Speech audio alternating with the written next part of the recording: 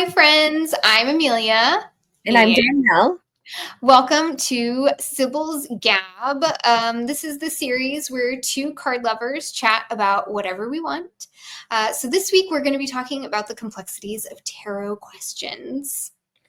Here's the plan, everyone. We're going to keep things pretty loose this week. We have a few specific questions to see what genius springs forth about what we think about tarot questions, what ideas we have in common, what ideas conflict. Maybe we'll arm wrestle, I don't know, and see what we think about questions that we ask ourselves versus questions that querents bring to the table. So, how all of that comes together to form our philosophy on tarot questions. And we'll launch into question number one. When we were talking, I feel like I'm like interviewing you, Amelia. When we were talking about what our first kind of opening foray into this would be, we both said, what is a shared agreement we have about questions that's a big one? And we agreed on don't ask questions you don't want the answer to. That is a central tenet that both of us kind of make sure querents know, bring to our own reading practice about ourselves. Do not ask questions that you do not want the answers to. Why is this the foundational point of agreement? Because it's not just something we believe. We're like, this is a big one. So what do you think about that? Well, gosh, because I believe that tarot it has the ability to tell us the truth especially when we are incapable of telling the truth to ourselves. Like, it does not let us continue to tell stories to ourselves. And I think that sometimes when we ask questions that we aren't prepared to hear, it's like when you ask a question, you need to be prepared to hear every possible answer to that question, the ones you want and the ones that you don't want.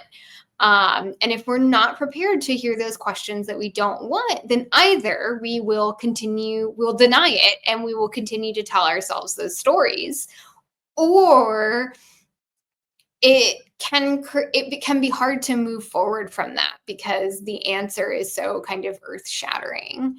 Yeah, I don't know. What do you think about that?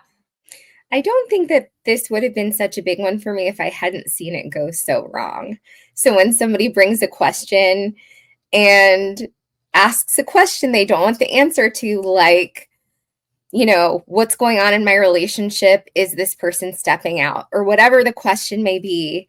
If they get the answer they don't want, I'm going to tell them what the cards say. There are, like I do these sort of agreements or disagreements on like, how much do we share about what the cards say if it's bad news? I'm always going to tell you what the cards say. I will say it with compassion and like support, but I'm not going to keep anything back from what the cards say just because it might be difficult to hear. It's not my business. Like, it's here. I'm here to sort of like help you read what's on the table for you.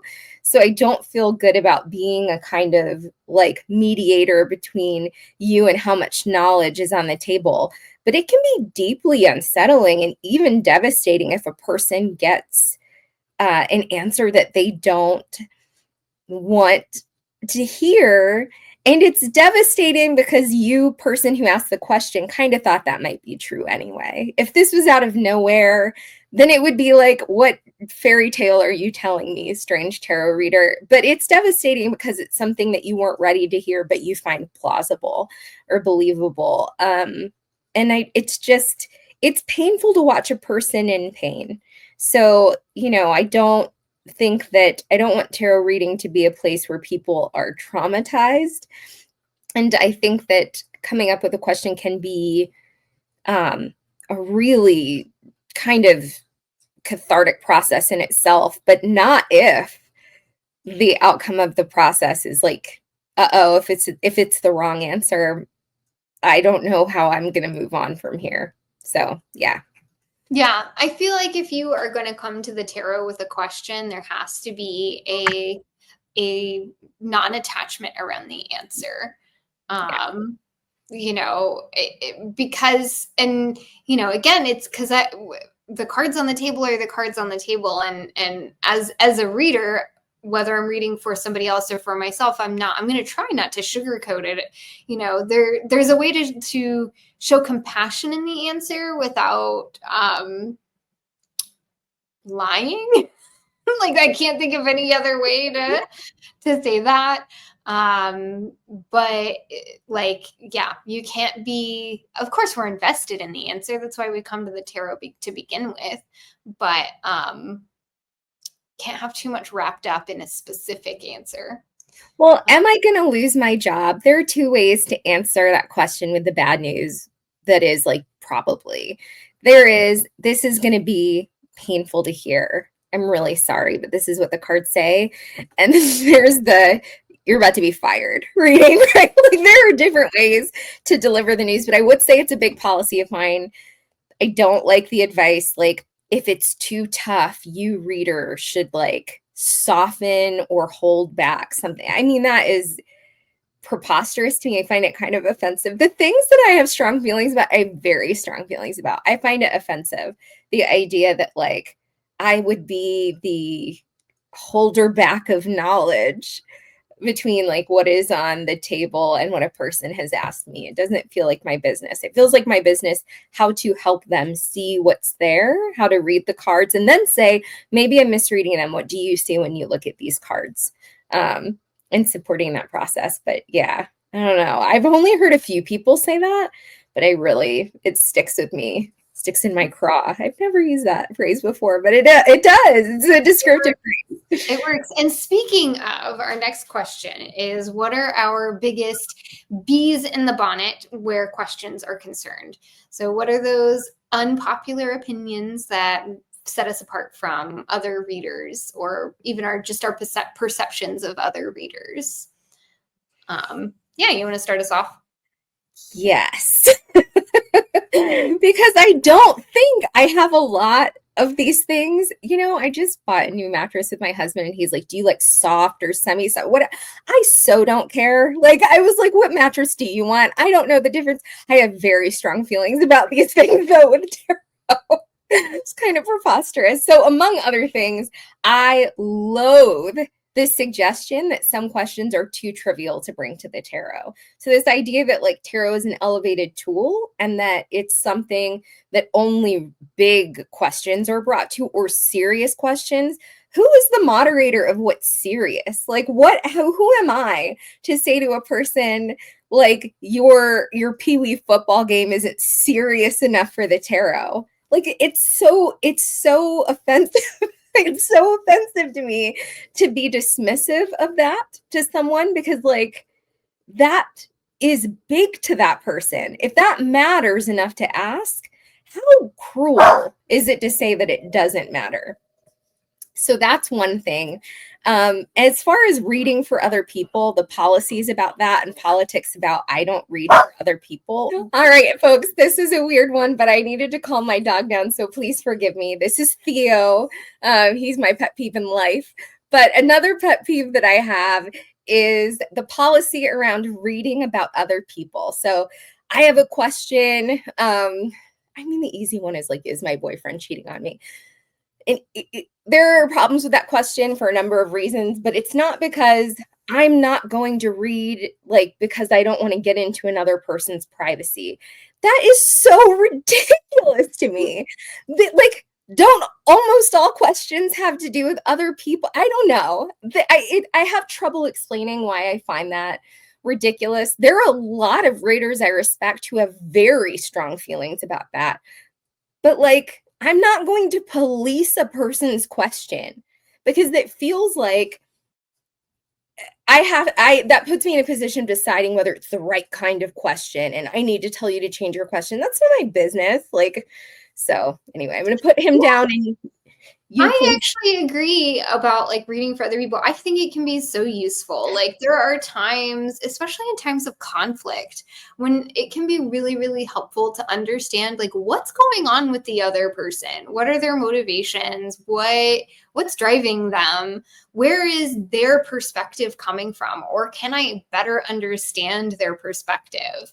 And that can bring healing, especially to a situation of conflict, just to understand what's going on with the other person better. Yeah, I have no problem with that. And Lenormand is really great for that sort of intel. Also, Mildred Payne is a good snooper. She loves finding out what's going on with other people. Fortune decks like Kipper, all of those really get into the relational politics. It's Yeah. just, I push back when it's like, what do you really want to know? You're asking me a thing, but I kind of feel like you're asking something else too. But if you get to the bottom of it and it's what's his motivation, I don't know what to do. Sure, I'll pull some cards on that. The question is, does it work? I don't know. I will lay out cards. I will tell you it's worked for me, and I'll lay out cards and tell you what it says. But like, let's go on this journey together. What are your bees in your bonnet? I mean, I think I would generally agree with you. A lot of it's going to be around gatekeeping of questions. What question is worthy to bring to the cards? What question isn't? I mean, we all have our feelings about the questions that we feel like we hear a lot, particularly questions related to romance, or work, or whatever it is. When it comes to other people coming to me with questions, though, like, I refuse to roll my eyes. Even if it's just internally, I'm just not going to do it.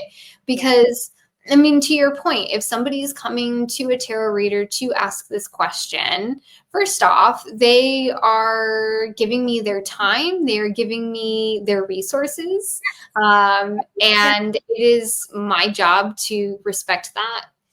And who am I to say what's important to you? I really, I mean, this kind of goes back to our whole like bridge between spiritual and mundane sort of stuff. Like, I think if we take care of our mundane lives, we are also taking care of our spiritual selves. In the same way, spiritual work can also bleed into our mundane lives. Like, I think it's all part of, like, there is no binary, it is all the same thing. So a question about your job is going to help you feel secure, or help you understand what steps you need to take moving forward to feel more secure. And once that security is in place, then we can talk about spiritual growth and development. There is a lot to be said about Maslow's hierarchy of needs. Like, it's not perfect, it's not a perfect, but it's a good metaphor for understanding that, like, that base level of needs, unless that's taken care of, we can't do any of the other work. So I'm here for any question, and I'm not here to tell anybody that any question isn't worth bringing the tarot to. I would also argue that for us, for both of us, this idea that tarot is for serious work only is absolutely a thing that we reject wholeheartedly. We are here for fun romps with the tarot. I mean, divination is too important to take seriously. Like, it is. Yeah. Joy and play and fun is absolutely just as important as the serious work. And again, there is no binary. Playing is also spiritual work. Spiritual work is also play. Like, it's all part of the same thing. If you're looking for a book recommendation about the spirituality of play, I recommend Deep Play by Diane Ackerman. I'll put it down in the description box below. But it talks a lot about this idea of play as spiritual experience. And yeah, I would argue that's both of us. For us, a bee in our bonnet is about tarot is serious and only serious. My position or understanding of questions has evolved with the very different style of needing to read at a market. So having short readings and a lot in a row is a different experience and has given me a kind of different insight. And I realized that as a part of those readings, what feels like the most important work that I'm doing most of the time is sitting across from a person and saying, your question really matters to me. What is your question? Like, what is going on for you? You really matter. And I would like to hear what's going on for you. Not enough people hear that enough or believe that. And I think, there are lots of things I'm not good at. I do think I'm good at making people feel seen and heard. And I think a good tarot reader of any kind is good at making people feel seen and heard. And just saying to a person, your question about this thing that may seem tedious and small to other people matters so much to you, so much that you're going to pay me a little bit of money to ask me about it, a stranger, and give me the privilege of your privacy. People are disclosing a lot of very private stuff, even if it's something that seems tedious, like the Pee Wee football game. Like, it can be embarrassing to other people to say, this really matters to me. Like, I'm really scared about this. What do the cards have to say about it? What a vulnerable thing. The idea that I would like judge that instead of saying that question matters. Let's see what the cards have to say. As long as I understand your question, let's lay out the cards. I mean, that feels so supportive. Like, I think that feels really supportive. And I think that is a lot, maybe, of the magic of tarot. Just saying, let's sit down with your question because your question matters enough to ask. All right. Are questions necessary, and why or why not? I think we have different answers to this question. Yeah, here's the thing is that I want to say yes, they are necessary, but then I also don't want that to put me into a box. You know what I mean? What box would that put you into? What is the risk of saying yes? Oh, that's a great question. I think because I do believe in the elasticity of the tool, and I think by saying that a question is necessary for this tool to work, I feel like is limiting that a little bit. But I do think questions help. I think questions make a good question makes a good reading. Yeah.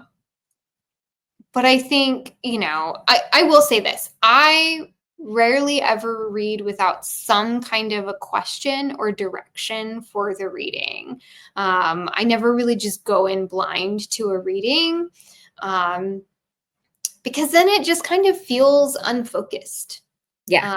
Questions provide a focus, even if the question is just a like, what do I need to know right now sort of thing. Those are not my favorite questions. I'd rather something else, even if it's just honing in on an area of life. It's like, so, or even let's figure out where you are imbalanced. Where is there imbalance in your life right now? That's an investigative question that I think the tarot can really dig into. And then once we find out the imbalances, then we can kind of figure out what we want to do and where we can ask more questions.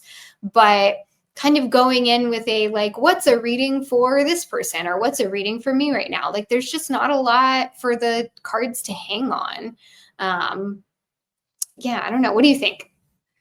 I think you get what you give. So I will read without a question if a person gets a spread, right? So like some spreads, I don't love doing spreads for my own practice, and I don't offer a lot of spreads. I wouldn't say that like spreads are really a place that I like really like to set my practice. But if I am doing a spread, and sometimes they're really helpful, if a person just says, let's see what comes up in the spread, like what is this, a star a spread or whatever, like what is this season bringing?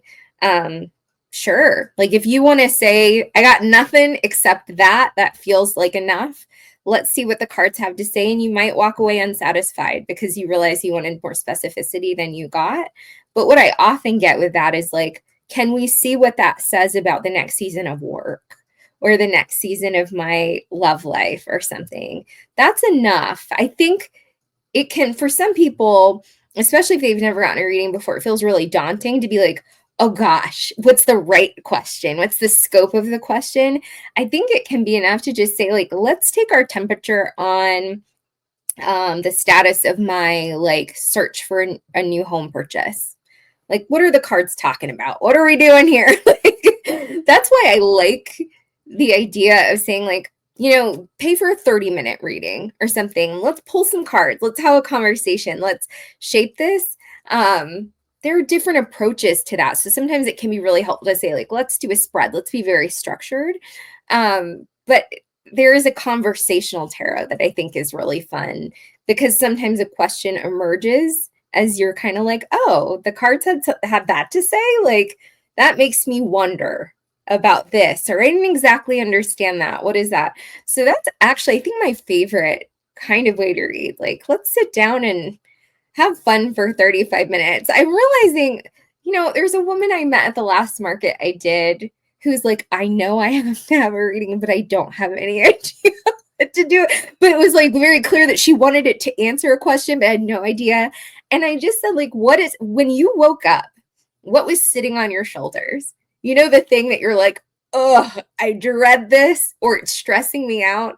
I don't know about you, but I've had that feeling before. Like, what was the first thing? And that's what we went with. And that is like, that was enough. That was a rough one. We were talking about infertility. That's difficult. And that raises the questions that people have, or the tensions around, like, do we read for health? Do we read for legal issues? Those are minefields because we don't want to get sued, right? So like the plainness of it is we need to be careful. But I wasn't going to say to her, like, sorry, that's not a bounce. That's, life is messy. Well, and I think everybody has something that they want to know about. They just, sometimes it takes a while. That's why I do like if you really don't know what you want to read about, then okay, we're going to look for where are you lacking in balance? Like, let's take a temperature check of your life right now and figure out what's going on. Like, okay, it's in this area. How does that feel? Does that feel like it resonates, sort of stuff?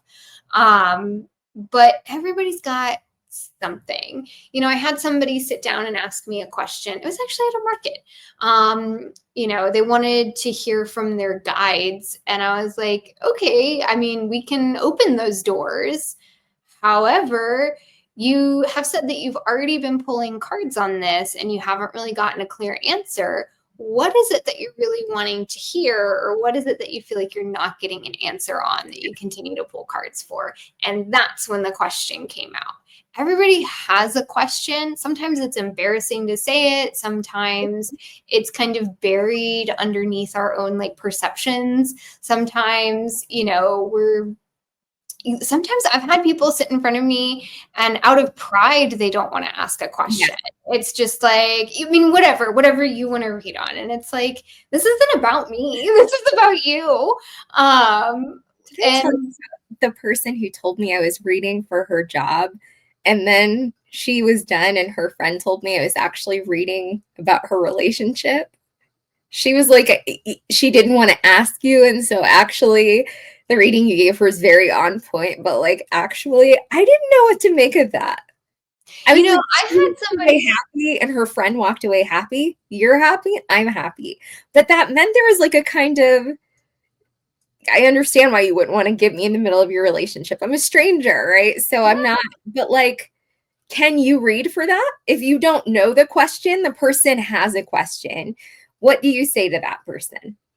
Well, here's the thing. I actually had somebody sit in front of me, and it was, again, some of this like waffling sort of stuff. Like, his first thing out of his mouth was relationships. And then he backtracked and was like, like my creative work. I want to know about my creative work. I laid those cards down on the table. God, like the devil showed up, the Two of Cups. I was like, we are reading for your relationships right now. And I said that, and I said, here's what the cards are actually saying. And he didn't like the reading. And again, I think it's because which is like how I'm admitting this on, a video that's going onto the internet. But like, I really think it's because he wasn't like, he wanted to ask about relationships, but he wasn't quite ready to hear about his relationships. And unfortunately, like, that door had already opened. Like, when those cards got laid on the table, there was no denying that they were going to be about relationships. And there wasn't a way that I could spin it to say, oh, this is about your creative work as a DJ. Like, it just wasn't happening. So, be careful. Like, don't waffle around with your questions. Yeah. Interesting. So why do we like questions as readers? Why do we like them? I think it gives us, so I like them because I like a moment of like kind of tone setting and expectation setting with the person I'm reading for, and making sure that they leave like there's tarot for entertainment. So the novelty of saying, I got a tarot reading, it was so fun. If that's what you want, cool. I have a good time, right? We talk about fun and play. If this is play for you, let's play. Like that's totally fine. But usually it's like a little serious buried beneath the play, even when it's really playful. And I want a person to walk away feeling like they got what they needed, or at least the little bit that I could provide of what they needed. So I want to like make a person's time and resources, take them seriously and value them. And so like them kind of clarifying with a question is helpful. But I read for myself all the time, and I can't do anything unless I have a question, right? I find that I am enlightened by the process of insisting on forming a question. That's actually where I think most of the work happens for me. Absolutely. I would say that a lot of work happens just in figuring out what the question is, both for myself and for when I read for other people. Like I'll take some time there so we can really figure out what it is that you want to know. What is it, And again, that's part of that like witnessing part of it all, right? Like we're witnessing somebody else's struggles, we're witnessing somebody else's insecurities.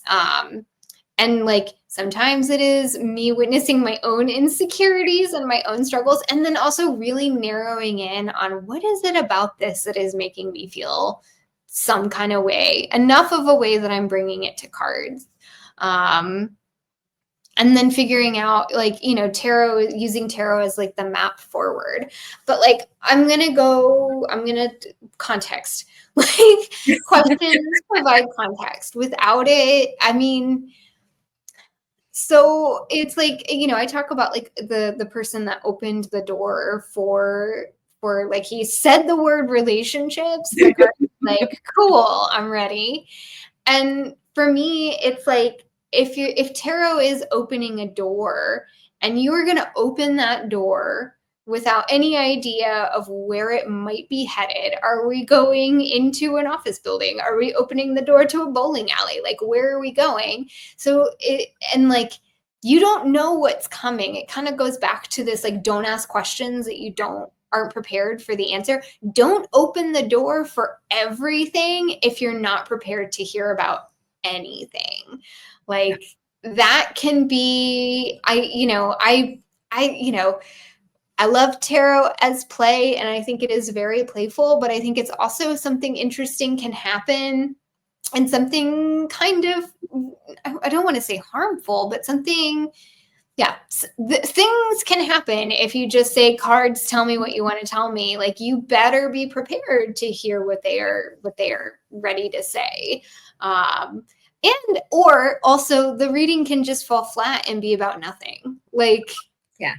If you don't have anything to hang it on. So it can just be really boring, or it can be kind of like not great for you. So I don't know. I would much rather have a reading that is guided, that is directed, that is intentional, than one that just kind of shoots into the dark and hopes for the best. Yeah. So what kind of questions can we bring to tarot? All the questions, any questions? Are there rules? Everything. Like, yeah. I'll bring everything to tarot. I read tarot for my grocery lists sometimes. Really? I've done something. Yeah, I mean, I think the possibilities of it are limitless. I think, my favorite types of questions to bring to tarot are investigative questions. So, what's going on in this situation? What am I not seeing here? Back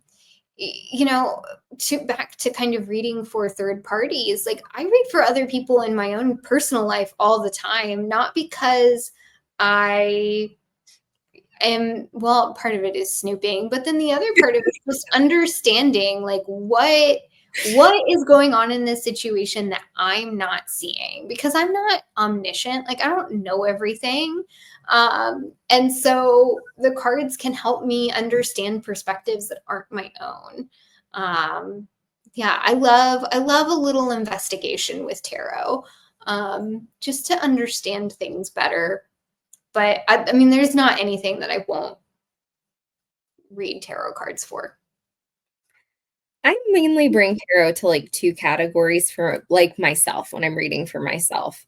And that is life strategy. So like really what is the first thing I should do when I wake up because I'm having trouble getting going in the morning? Or how do I tackle this next section of writing? Because it's really like that is a regular daily, and that's usually actually less tarot and more fortune telling decks. That's when I'll pull out the playing cards or pull out Lenormand because they feel like granular and like paring knives kind of. They're clear. There's not a lot of archetypal stuff happening. It's an answer to a question, a really kind of clear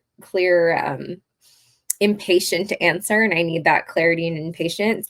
And then I love some wisdom questions. Like Rachel Pollack calls them wisdom questions. What is the texture of grief? Like what is the relationship between a mother and child? Like, I mean, just stuff like that. Those are the things that we kind of ponder, big question, but rarely indulge because they're kind of like navel gazing and whatever, but why not indulge them? And I don't know, it helps kind of make sense of the world and helps me make sense of my beliefs because my beliefs are kind of weird, right? You and I talk about our kind of weird, idiosyncratic spiritual beliefs, are figuring out like how we would label our spirituality and our ritual practices and whatever. I'm still sorting that out at my age, and I think figuring out my values and beliefs are really important, and it's really nuanced, and the cards help me kind of pause and do that. As an aside, I have to say this is an idiosyncrasy I notice with people who say, I don't read about other people. These tend to be the same people who say, tarot is not a fortune telling tool. Tarot tells you about yourself and helps you, like, it's kind of psychological insight stuff. Cool. But like, then how is reading about someone else a breach of privacy? Because if you don't believe in the magic of it, then what are the cards going to tell you? How is that breaching somebody's privacy if they're not magic at all and it's just psychological? I always want to kind of push on that. It's impossible to read for yourself without also reading for, like, we do not exist in a vacuum. Our life is built on relationships with other people, other things. Like, we're always, even if I read for myself and like, how am I handling my grief around, the loss of a dear friend of mine, that grief is not just my own. That is grief that my family is also carrying right alongside with me. That grief is also the people who also love that friend. Like, it's also going to be other people. Like, other people are going to be involved in that. Here's the thing about reading for others is I will say I will investigate around other people, but I think the most fruitful way forward is to do that investigation and then figure out, like, okay, what am I going to do with this information? How does this information help me figure out a step forward? Expecting other people to do the work that for you is just, it's never going to happen. But sometimes it can be useful to know what's going on with other people so that you can figure out what work you need to do. I'll say that. There are questions that are useful, and there are questions that are just informational. And then there are questions that are, it's like, we can ask this and we can explore this, and then we're going to figure out what we're going to do with this, sort of thing. Or at least I try to do that with clients and also with myself. Although sometimes I just need to indulge myself. Sometimes I need to just like rage with the cards. And there's nothing constructive about it. Yes. But it helps me process my feelings. So there you have it. If I say, and I remember us playing this a few times when we were all going through in our kind of small tarot group, the challenge that was COVID for everyone, to say this is really difficult being locked in the home means lots of different things. But if we sat down during a meeting and said, find the two cards in the tarot deck that represent the nature of what's difficult about this, that is like razor focusing. That's work. That's a question that you answer for yourself, and so powerful. There's so much agency. I feel like you cannot move to like the sun or the Eight of Pentacles until you're like, I'm actually at the five. Or like, and this is actually like a tower moment or something. It is, tarot is not necessarily asking a question and shuffling. We can shuffle and like answer as the shuffle. We are the agents of choosing the cards, and that's work. That's work that we're doing with tarot. So I remember doing a lot of that during COVID in our group, and it being so helpful, so productive. Not even just this is good journaling material or this is teaching me about myself, but like I need to serve. I'm on Maslow's hierarchy. I'm near the bottom right now. Like, where am I? Because maybe I'm not at the very bottom level. Maybe I'm a little higher today, but tomorrow we're like, at the Five of Pentacles. That was really helpful work, and work that I think I got much better at out of desperation during COVID. I think those of us who, like those totality of us viewers and us who were very engaged with tarot during that time, and I think a lot of people got into it because it was a thing we could do locked in our homes safely. Right? Like that was a really good tool of grounding, a place to like come to center. I'm, there are not a lot of silver linings from that dark period in human history, but like there are things that I think a lot of us survival strategies that we got better at because we all had to, and tarot was a part of my survival strategy. It's helpful during that time. Yeah. All right. So our next question is, what makes a good question? Are yes or no questions workable? And what about the scope of questions? Very first time someone asked me a yes or no question, I think I told you this, I got the Hanged Man. And I said, this is because I was shuffling in reversals. And I said, if we get a reverse card, it's a no. If we get an upright card, it's yes. And I was like, this is the only card that's an I don't know, or maybe. Because it feels. I know, the Hanged Man to me says no. But if you're reading it purely as a reversal, is it reversed or upright? That feels like the one card in the deck that the tarot's like, I'm not answering your stupid question. Or like, I don't have, you need a better question. The Tarot Volatile has a card, one of their extra cards you can shuffle in, that basically says, ask another question. I really like that. It felt like the Hanged Man was that.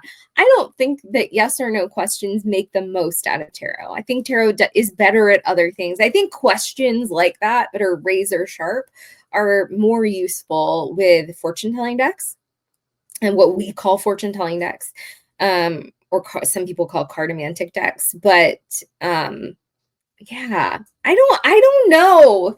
You tell me, what is a good question? I mean, a good question is a question that you feel like is going to incite some sort of positive change for you.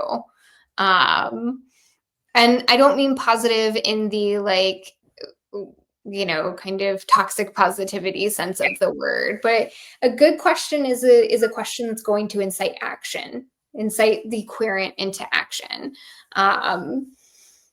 So to me, that is a good question. I can sit and read cards just to give you answers all day long, but I don't think I'm doing anything that's actually helping you unless I'm giving you something to do. I love action-oriented tarot. You and I both love action-oriented tarot. Like I love a wisdom question. I love a like just indulge me in my feelings question.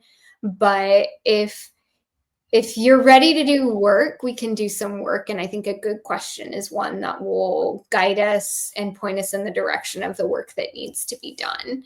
However, I will answer yes or no questions.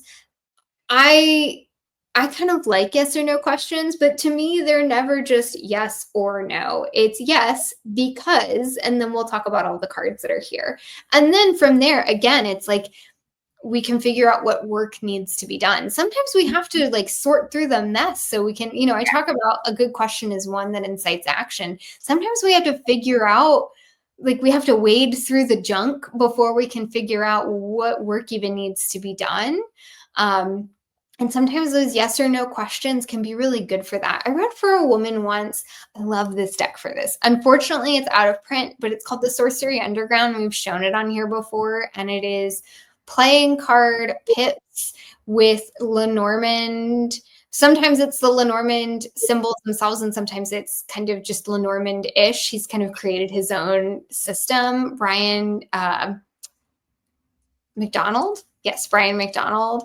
But that is a deck that is excellent for yes or no questions, because you can really get, with those playing card pips, you can really just get like a sense of the immediate yes or no.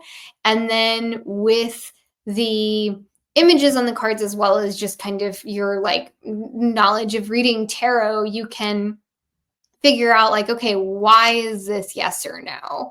And I did a reading for a woman once that wanted to know, her daughter was a senior in high school, and she was kind of dragging her feet on getting her stuff done that she needed to do just to graduate. Like, this wasn't even a college question. It was like, and she wanted to know, is my daughter going to graduate? And I don't remember exactly what the reading was, but it went in such an interesting direction, because like, that's what she wanted to know, and that was really important to her. And once she got that answer, she felt like, I won't even say it put her at ease, because I'm pretty sure the answer was no. But it was like, I don't know, it just felt like a weight lifted off of her, knowing that like she could stop worrying about it. And then we figured out like, why is it no? And we read, I read the cards themselves as a tarot reading, and it was like, well, because, whatever. And she was like, oh, and it's that helped her kind of figure out like, this is what I can do as her mother moving forward to support her. These are ways that this is what's contributing to her not being able to graduate high school. And so these are ways that I can help her. So I think yes or no questions can be a great place to start. I guess. You've heard me belabor the idea of intellectual honesty. I'm realizing as we talk, that's what it really is for me. Do not ask a question and fib to yourself that you're asking a productive question if what you're asking is a petty question or whatever. I think petty questions or like tedious questions or whatever are fine. Sometimes you want to throw a tantrum and tarot is there and you can throw a tantrum with the cards. Like, why is she evil? Pull some cards, whatever. But be honest with yourself that that's what you're doing. It's the person who's like a keyboard warrior who like makes a kind of gnarly comment online and tells themselves they're doing it because like it'll make the creator better. Nuh-uh. You were just doing that because you were upset and you wanted to get your upset off your chest. There's nothing wrong with that, but don't lie to yourself about what you're really doing. So I think that like there's something really important about intellectual honesty. And what you need a question to do or what you need the work of the tarot to be. And if it's like, I need to throw a tantrum or play with pictures or whatever, and I don't need it to do X, Y, or Z or do something productive, I think that's okay. All right. So do we only have one more question? We do have one more question. Are there good strategies for coming up with questions? And how does the use of spreads fit into this question asking? Well, are there good strategies? I mean, I don't know. I think the first strategy to start with is yourself. Like, that's the first place to go to, is like, what's, that question you asked the woman when you woke up this morning, what was scratching at you? What was making you feel some kind of way? When I'm with a client, I will spend some time talking with them to really figure out like, okay, what is the most productive use of our time here, before we really get into the cards. And sometimes the cards can be a great tool for that portion. But I don't know. I think it's really important for us to kind of, like know thyself, right? It's important for us to understand ourselves before we really dive in. And so I think some exploration, some self-exploration is a great place to start. And then kind of go from there. And again, sometimes it starts with a yes or no question, and then it can build. But really knowing like what's important to me is the place to start. Yeah. As for spreads, I think it's okay to ask the cards what's important to me. Or like, what am I avoiding right now? Really, even just starting out that, because you're so right, that is crucial. But sometimes our brains stop us right there. And the cards are there to be like, what am I avoiding thinking about? Like, why am I self-sabotaging? What should I be digging into? But yeah, what about spreads? I'm curious to know. Like, I think I have a version of your answer in my mind, but I'm not positive. I mean, what are you calling a spread? Not the like box spread that we both love to do. You and I both love a 9-card spread, not a 3-card or a 6-card spread, which is not really, I'm talking spread positions. So you and I will both read like 3 cards in our way, but I'm talking about a 3-card past, present, future. I don't really do that unless like I'm doing a spread. So that's the spread. No, because I feel like spreads like don't allow cards to be in conversation with each other. And I don't like that because that's how I read. I read with cards talking to each other. And so I think, again, there's like formations of cards, we'll call them. So there's the 9-card box spread, the cross, I love a pyramid spread actually, like an inverted pyramid, because I feel like it kind of draws it down to like our final point. But again, it's like the positions on it they're not specific. It's mostly just like a visual language sort of thing. Yeah, I'm not a big user of spreads. I'll do them for myself. I will do them to like mark a seasonal shift or to, if I'm want to read cards but I'm not sure what I want to do, I'll go find a spread and I'll read it. But I have to say I get the best work done when the question is the thing that the reading is centered around and not the spread and the positions that each card is supposed to go in, if that makes sense.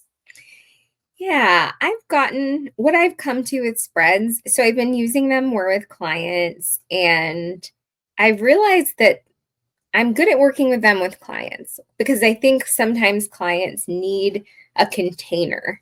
So they'll be like, I kind of have a question about the direction of my career, but that's it. It's like a theme. And so the spread provides a kind of container for our structured conversation. And what I've started doing more recently is reading as I pull each card. I used to lay out a spread and then sit with it and then read the cards, but now I've just been like, okay, we're pulling position number 3. What are we doing here? Now let's pull position number 4. And I've had fun with that, and seen like good productive conversations with that. So I've found like a sweet spot with them being super helpful for other people, especially people who are not coming in with a lot of tarot experience and feel an urgency to ask something but need a structure. But for myself, not really. Like they were helpful. I mean, I think that's the thing. When I started reading, they were a helpful container for me. It was like, oh, this is how you lay out cards and this is whatever. But I've never just really done like, at least when I started, that one card means that one thing. I put them into conversation even if I'm kind of not supposed to. I would always look at like how many majors, how many quarts, how many minors, what is the elemental breakdown? That was the very first thing I do with a spread, and I still do that. Like, I want the big picture, because if we have a lot of fire, that sort of lays something over the reading. And it's fun to be like, statistically, this is extremely unlikely that out of 7 cards, you would have 5 majors. What do we make of that? That's fascinating. I don't know. It's tricky though. I find my relationship to spreads evolving. I would argue, though, that spreads are just a series of questions. They are. Robert M. Place says he pulls 2 cards per spread position because each one is its own question. I mean, yeah, it's really, I understand the container. It's like, to me, that's, especially if a client is like, I want to talk about my relationship, but I'm not sure what. It's like, okay, let's do the investigative work, and then let's come up with a series of questions first, like from that, it's essentially a spread. It's a custom spread, but it's not. And again, I do think there are times when a spread just doesn't, like, not every position is relevant for the situation that I'm reading for. And so I think that's where I really kind of buck up against it. It's like, but I don't really want to know or care about that. So why are you making me ask it? But you and I both love a 9-card spread. I love a 9-card spread. Why isn't that a spread, or is that not a? How is that different from a spread? That's a formation. So in your mind, like, we could just lay those 9 cards out in a line. Like, we are saying, when I say I like a box spread and you do too, we're saying we like these 9 cards in this arrangement. What is valuable about that spread out arrangement as opposed to just saying, 9 cards all over the table? Well, first off, it's the power of 3s. Like, I think cards are really do something special when you get 3 of them together. So you've got, like, you essentially have 6 different ways that you can read. Well, because you have the 3 rows, 3 columns. Shoot, you could even do the 3s in the X's. Mm-hmm. Like, there's so many different ways that you can read 3 cards from that. So you have, like, all of these kind of little situations inside the bigger picture. And yeah, there's just, like, there are ways that those cards can be in conversation with each other in a way that if you were to lay them out in a row, like 9 cards in a row, they just wouldn't do, because they're not, that proximity isn't there. Yeah. I don't know, but it's not a spread. I don't think of it as a spread. And I don't always read. I know there are some people that will do the box spread and, like, the columns are always past, present, future, or something. Like, I don't do that. I do that. I let the cards kind of tell me situationally what they are and how they relate to the situation at hand.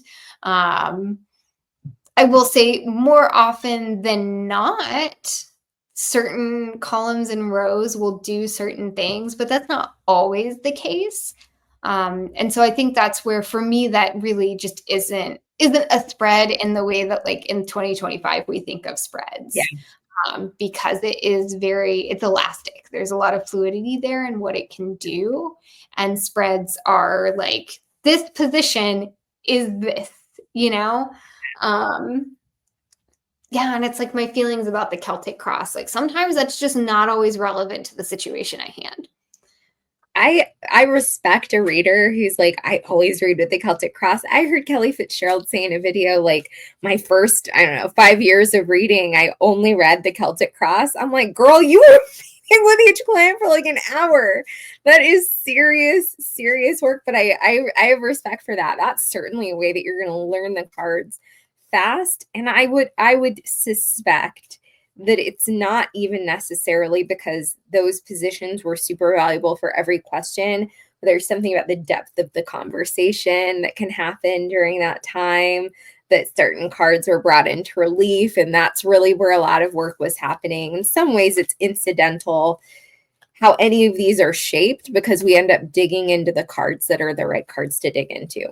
All right. Any final thoughts before we do our wrap up? No. I mean, all right. Yeah, I go love ahead. a question. That's all it is. I love a good question. Your idea for video. You are very like, this is an important thing for you, questions. I know that I think I stressed you out the other day when I was like, I've been letting people just not ask a question. It's been an interesting experiment, seeing the degree of question that people bring. But you're absolutely right. Everyone's got something. Like, even if they don't ask, they kind of know what they're waiting to have the answer to. I'm still mind blown by the woman who was like, you answered a different question that she secretly was asking. I don't know. I was really fascinated by that. Like, what is my philosophy on answering a question that was not asked verbally, that when I didn't even know the secret was happening? All right. I'm using, tell me again what deck this is. I cannot for the life of me. Douglas. Sheridan Douglas. So I'm reading with the Sheridan Douglas. What are you reading with? I'm reading with the Morgan Greer, a classic. And we are answering the question, what question do the cards have for us? So what question should we be asking ourselves this week? This is a question for the collective. So us and you, what is it that we should be sort of contemplating this week? And we can even bring it to the cards this week. In case you were looking for a question. Can we also just note, I found this dress. It is tarot cards, specifically the Tarot de Marseille. I'm very happy about it. We love Question, where did she get it? Let's see if the tarot card the internet. Okay, so what question do you have for us this week? Okay, I have the Four of Batons. This is largely an Swords. This is largely an RWS deck, but there are cards that deviate. This is an obvious deviation. Normally, we would see the Four of Wands as like the wedding or the domestic scene or whatever, but here we have the Four Tools of Creativity. This is very much like the Kazanlar Four of Wands. So we have the musical instrument, the writing instrument, the painting instrument, and I don't even know what this, like the one with the loop is. I'll work that out. But these are four tools of creativity, the foundations of creative work. So what are you seeing in your Seven of Swords? All right, so we've got the Morgan Greer here, so it's very typical RWS. We've got someone making off with 5 swords while 2 are left behind. And you know, the Seven of Swords is such an interesting card, especially when it comes to RWS. Like, so many people have conflicting thoughts and feelings about what's going on here. I think there's been some interesting, and to me, sevens are a lot about like strategizing. And to me, the Seven of Swords is often about strategizing, kind of like, what's our way forward? What can we take? What do we need to leave behind? And I think combined with your, what is that, the Four of Wands, we're talking about like, what can we do with the tools that we have? How are they going to move us forward? What are the tools that, like, let's take stock of what we've got. Let's take stock of what's at our disposal. We're supposed to be asking questions though. Dang. What is the question? The question is, what are your tools and how can you use them? What are you going to be doing with them? Yeah, and I like I think the more experience you get with the cards, the Seven of Swords is one of those cards that the meaning evolves for you over time. So my experience and sense of the Seven of Swords has changed over time. And I've come to it as a card of like shrewdness and cleverness, mostly in readings. And I like the idea of like, what is a shrewd use of your creative tools? So what are your tools at your disposal, exactly like you said, and what is the way that you can cleverly, bring them into your life this week? I like this invitation to creativity. I realize I use the word invitation a lot when I'm reading. I feel like the cards invite me to do things. So where we are being invited to ask questions about our creations, our creativity, and our cleverness in working with them. All right.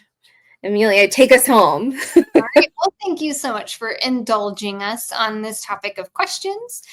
You can stay tuned for our weekly videos here at the Sibyl's Lab of Cartomantics. We'll be releasing one a week every Wednesday with some additional videos by Danielle or myself on our own. And if you have any suggestions for future topics, we'd love to hear those. So just drop them in the comments below. You can also check out the description box below for information about our social media account, as well as where you can go to our website to book a reading or a mentoring. We are happy to answer any and all of your questions, so bring them on. We'd love to see it. But until next time, we will see you in the lab. See you in the lab, guys. Bye.